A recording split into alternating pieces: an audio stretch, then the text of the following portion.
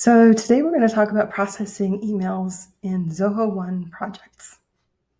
We'll talk about the types of emails that you're likely to get, how to find the correct ticket, so that you attach the email to the correct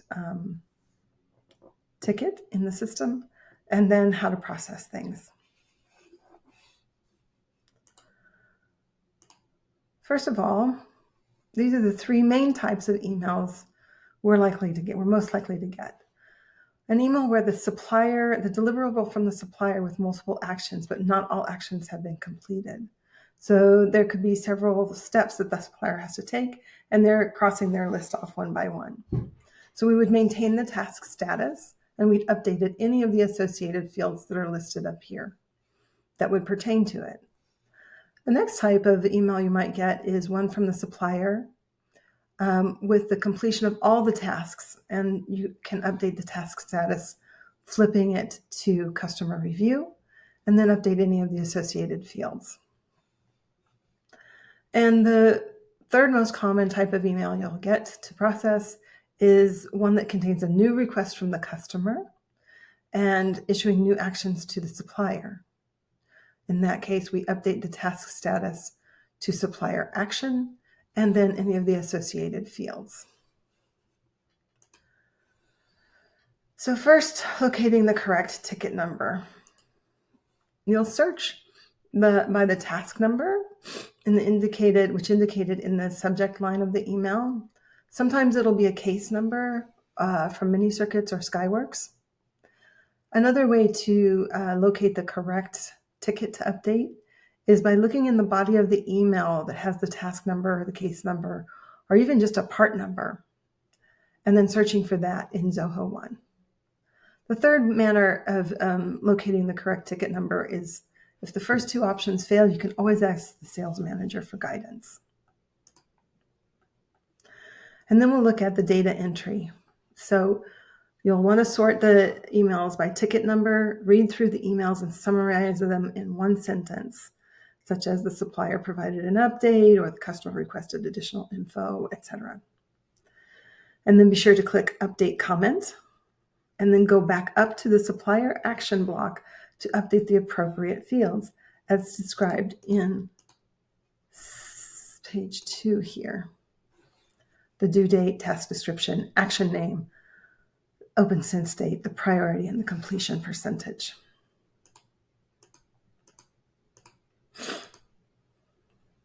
So again, the three main types of emails to documents.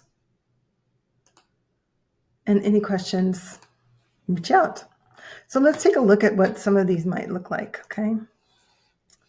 So here we are in our inbox and in the Zoho One Projects. So as you can see in my inbox, there are 4 different emails, and they each have these extensions on them that include 2 letters and 3 digits.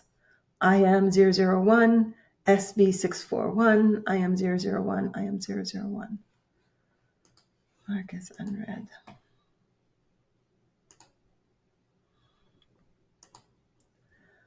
So we want to look at all of the unreads for right now.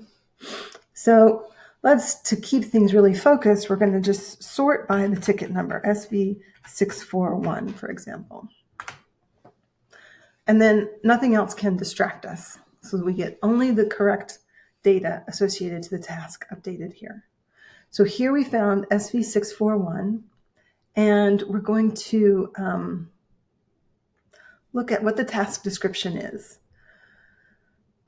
We have asked the supplier to explore expedite options for this particular PO. And there's a note here that says check back in late March, because that's what the supplier told us to do. And the second action item that we have for our supplier is to modify these drawings to remove the HS tubing from gang connector end.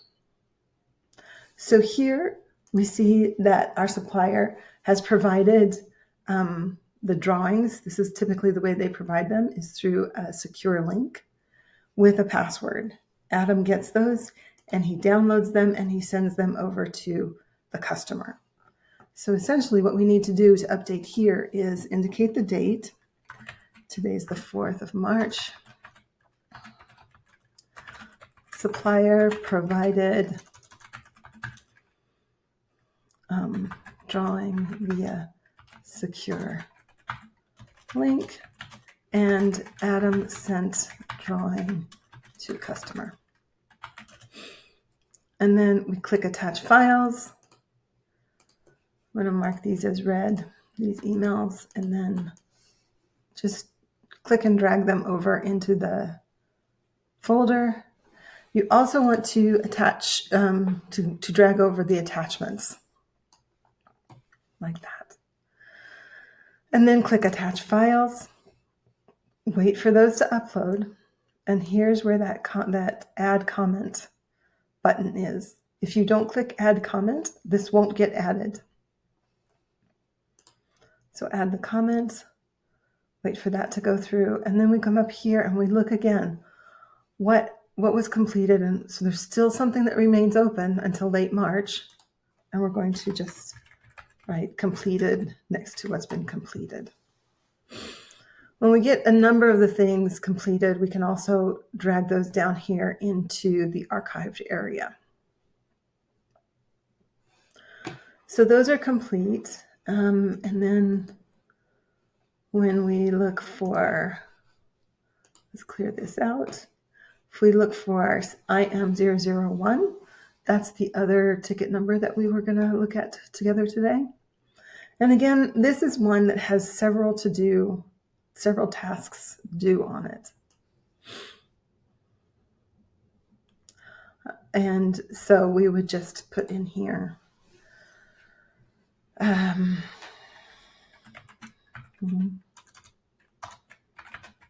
what we've received. So Adam got a quote. Adam sent quote to customer. Adam acknowledged supplier for quote.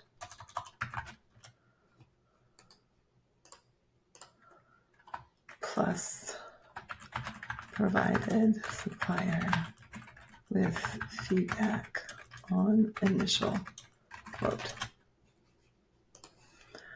And we see that I've already read these emails. That's why I know what's in there. But here he sends it to Kim, who is the customer at caci.com.